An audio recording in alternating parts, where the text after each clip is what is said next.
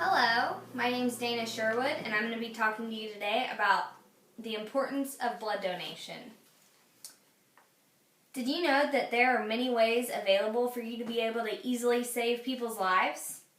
You may not be directly involved the entire time, however, just giving yourself a small part of yourself can aid in saving 3 people's lives. Childress, the author of The Failure to Give, states that organ transplantation is a very complex area because the human body evokes various beliefs, symbols, sentiments, and emotions, as well as various rituals and social practices. Donating blood is not a difficult thing to achieve, and it's relatively painless. Blood donation involves a short private interview, laying in a comfy recliner, and getting poked by a very small needle. But then afterwards, you get all kinds of snacks and refreshments, and sometimes you even get prizes or just kind of like rewards. But not only that, you also get the satisfaction of knowing that you're doing what you can to help people in your community survive a little bit longer. I'm going to talk to you about the shortage of blood, the process of blood donation, and also the importance in donating blood. In order to prepare for this speech, I've watched several American Red Cross videos, along with reading several different articles by the American Red Cross and the CDC. I'm also actually a full supporter and participator in blood donation. For the first thing I'm going to talk about is the shortage of blood supply.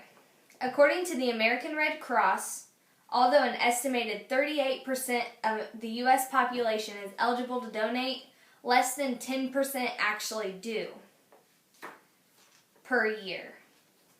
Sass, the author of Toward a More Stable Blood Supply, states that although excess blood collection has characterized U.S. national disasters, periodic shortages of blood have occurred for decades.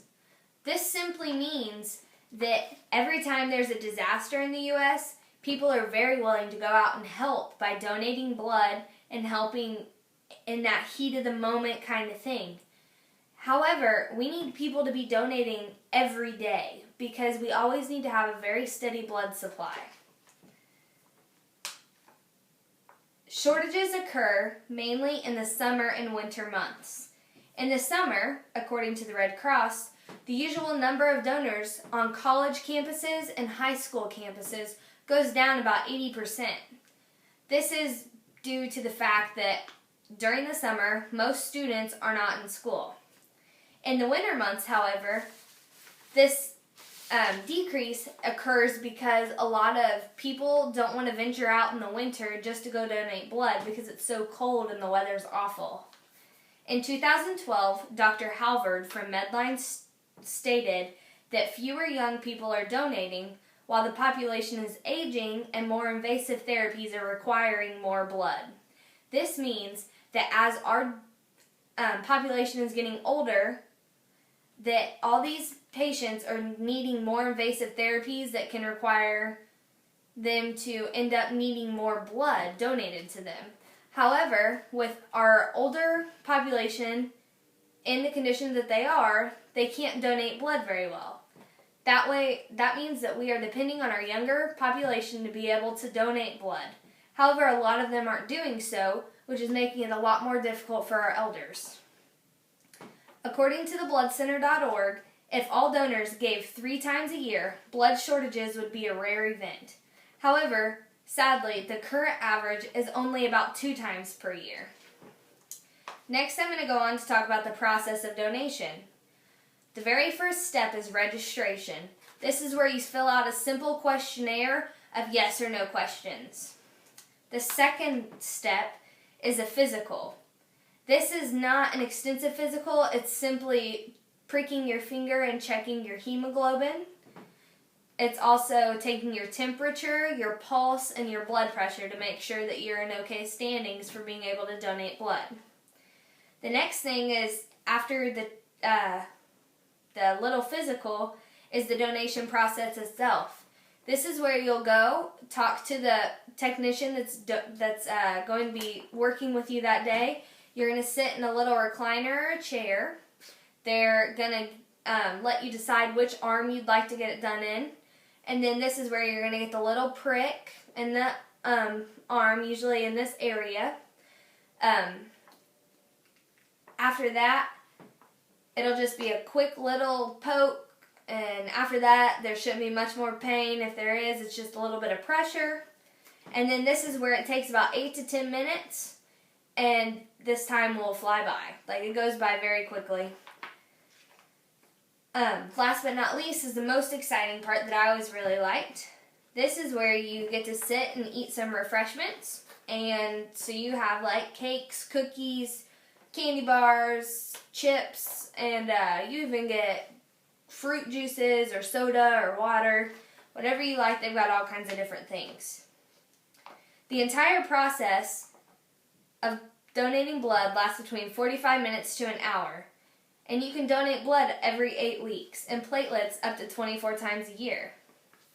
My favorite part about going to donate blood is always the very end, because I always feel so satisfied with the fact that I'm going out and I'm helping other people.